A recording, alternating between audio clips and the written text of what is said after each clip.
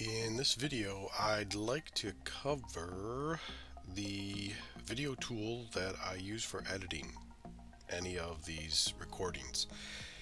It is called Shotcut. So the Shotcut homepage is available at shotcut.org. This is an open source cross-platform video editor. It'll work on Macs, Linux, and as well as Windows. It may look overwhelming at first, but you're really only going to use, well, I only use a couple of things here. So let's take a look at the download first. There's also tutorials, YouTube videos, a slew of information out there, as this has been around for quite some time and it's really quite stable. There's also two versions, which makes it really nice. Now, this detected that I'm on Windows, but if you're running on a Mac, if you're running on Linux, it's going to detect that for you when you go to open it up. For Windows in particular, what I like and what I've shared with others is there is a portable version that you can download. Why is portable important? A lot of companies lock their Windows PCs down. And with this Windows portable version, there's no need to install. Yet you get the full power of the application and you can use it. So it's super helpful for those organizations that don't want anyone installing something in the registry of the Windows computer, etc.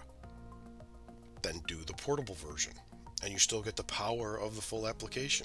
So it's a really win-win. Also, even if it's on your personal computer and you don't want to have that footprint, that installed application on your personal computer, you don't trust the application, etc., so forth, you can use the portable version. That's going to avoid any changes to the registry, any full installer. Performance wise, I don't believe it's that much different. I've used both, found both to be successful. Go with what you work with. As far as the Mac goes, there is just the full install, so that's going to be an issue if you do not have permissions to install.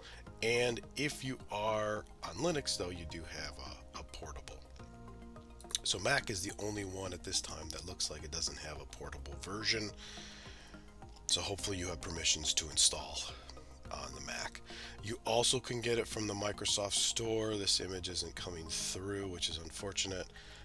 $10. It's a very nice donation that you can make to the developer of this free software, and highly think it's great to reward people who offer their skills for the benefit of all of us and do so for free.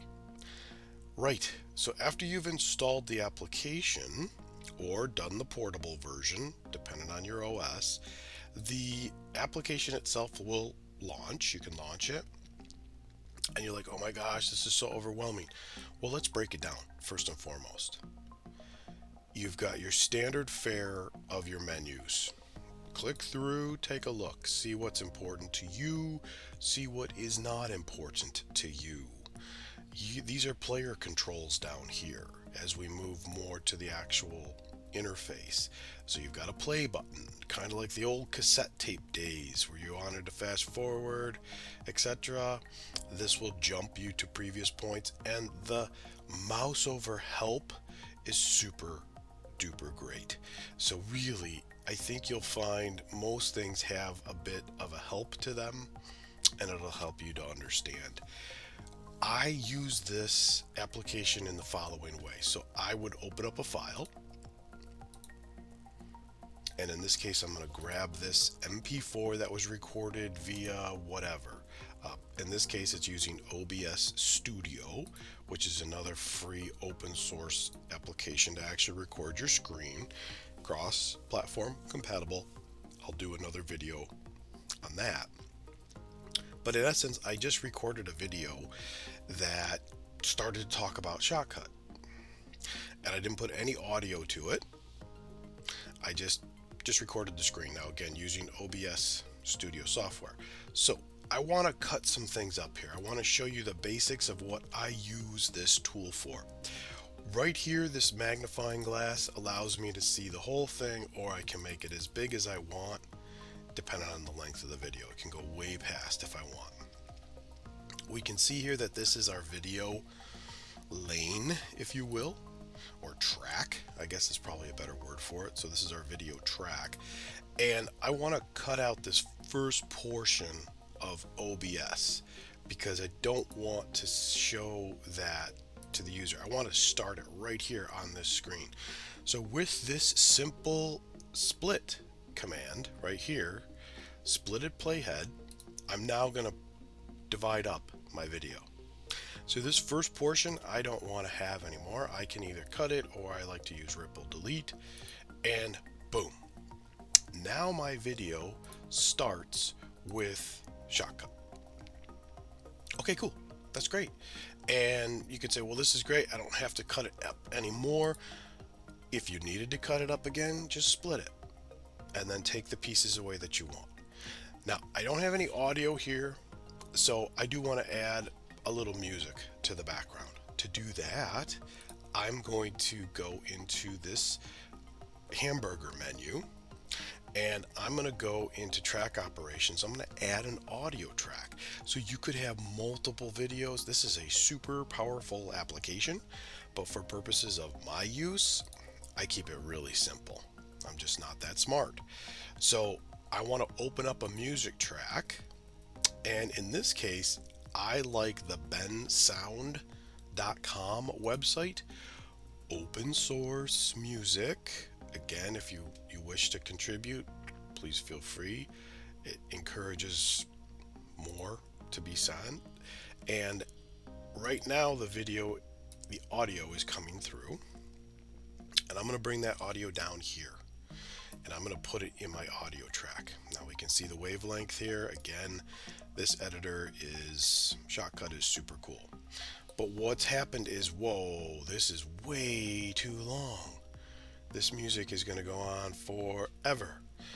So I can cut it again, or I can go all the way to the end and I can grab this and I can try and truncate it by just using the grabber.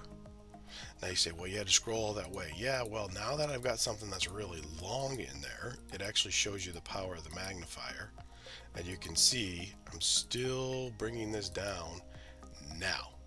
Now I'm actually into one screen, depending on your monitor size. I can bring this down this way and truncate it. So that's cool. Or if I control Z that, I could make this a little bit bigger and get to a point where in clicking here in the timeline, and I've got some OBS at the end. So actually I caught this. I want to trim this too. So I don't want OBS at the end. So let's play this. And now it looks like I'm transitioning with my Alt Tab. Okay, so I can roll this back by the seconds and get it right exactly where I want it. I can type in here to actually control it. It really depends on what I want to do. The power here is pretty cool. I could also just click here and say, you know what, I want to just get rid of this right in front of that. That's fine. I'm perfect with that. Let's split it again. Now, in this case, the audio was selected to split. So I kind of don't want to split it there. I want to split it up here, and you can see this is still all red, so that never got split. So I'm going to control Z that again. Now I'm going to be up in my video track, and I will split it. All right, now I'm going to get rid of this, and now if I wanted to, I could click back down here and I could split it right at that same spot, because I'm not really interested in scrolling again to get all of that. And now it's done. So really cool, really simple. That's effectively what I use it for. Now there's some other things that I'll do with this video, and they're called filters. Filters give me the opportunity to apply it to the entire track or to apply it just to individual components of the video, etc. Again, it's way powerful than I'll ever need, but I will just add here, let's say, I'd like to give Bensound credit for the song that they did, and I have a list of favorites that I like to look at and use over and over. So I'll do text here. I want to put text on this, and there's a lot of videos out there that can tell you how to do this far better than what I'm going to offer, but I just wanted to show one filter effect for the video and then another filter effect for audio. So here I am with the text editor, and I can drag it around, I can move it around, but I want to type in here and I want to start with the text. So I'm just going to say music by bensound.com. I'm not affiliated with any of these that are in the video. I just really like to use the music there. And now we know it's in a white font. That's not really going to look good with this white background, so we're going to want to adjust that. Well, as we move this down maybe to the bottom, we can see we can modify the font size. We can also change the text color. I'm just going to pick a color here. We'll try purple. That'll work here. And let's decrease the font size. We don't want to take away from the video per se, but we want to give credit where credit is due. So let's go there, and we can shrink that up a little bit, and we can make it even smaller this way if we wanted to. All depends on what you want to do. You have your options. And then we can get the 4 triangles there, the crosshairs if you will, put it right there, and now we're good. So we're going to go to our audio, and maybe the audio is just too loud. We don't want that audio to be so loud that it just overpowers the video. So we're going to be back to filters here. We're going to click add a filter, and we're going to go and do a gain / volume. So that's going to now reduce our music level to probably something reasonable for someone's hearing right out of the gate, and then that way it's applied to the entire track. If you split things and you have different segments, you can put text just on one segment and not another. You can add all other sorts of filters to do this. You can curtail the screen, meaning if I go back to the video and I go back to filters, I can add another filter and I can do a crop. So I can have this now show up so that maybe I don't want the bottom bar, the taskbar, as well as my tab strip to appear. And in the final outcome of what I'm going to finish recording here, because I'm recording this doing this, those will be gone. So that's another plus. To if you have something that shows up you don't want it to show up, you can certainly blur it out. There's a ton of filters that you can add to allow you to just cover whatever you wish to cover. You can fade in your audio, fade it out, fade in your video. A lot of great stuff here. So experiment, definitely figure that out. You can always save your project. So when you save your project, you can put it anywhere you wish, and you can name it. I recommend saving it if you're going to reuse it. If not, you could throw it away. So saving your product. Now finally you're done. Your masterpiece is complete. You're ready to export this. You're going to click on export. If you don't see export, go back up to your drop downs. Export. It's all there. It's all available to you. So let's do our export. Now by default it's going to come out as an MP4. You do have a lot of other choices though, and your mileage may vary. I like the default MP4. I have no issues with it. I use the default encodings, the codecs, everything that came with this package I just go with. So I'm going to click export file. It's now going to say, okay, where do you want to put it? What do you want to name it? So I'm going to name it the same thing I've already named it before. And now I'm going to say, yeah, I want to replace it. And over here on your jobs, now it's going to show you that it's exporting. Depending on the size of the video, depending on how many other music assets, etc., it may take a little time.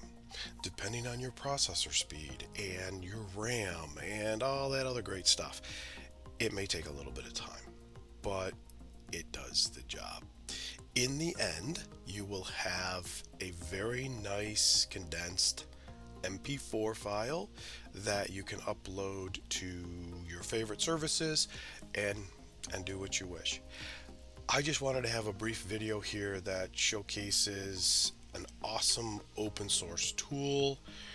Can't thank the developer enough. I can't thank the bensound.com website and the folks that put up free music there as well. There's other sources of free music for sure. I'm not just, trying to say go there, go wherever you wish. But this is a tool that I've used now for several years and just got around to recording a video about it because I think it's super, super helpful, especially if your environment is locked down and you need a portable version, and of course you're not running on a Mac. Then you've got the ability to just have a great video editor for free and not have it touch the hard drive too much, meaning no registry, no other installs. I hope this video was helpful, and yeah, please support folks that do open source things. Thanks.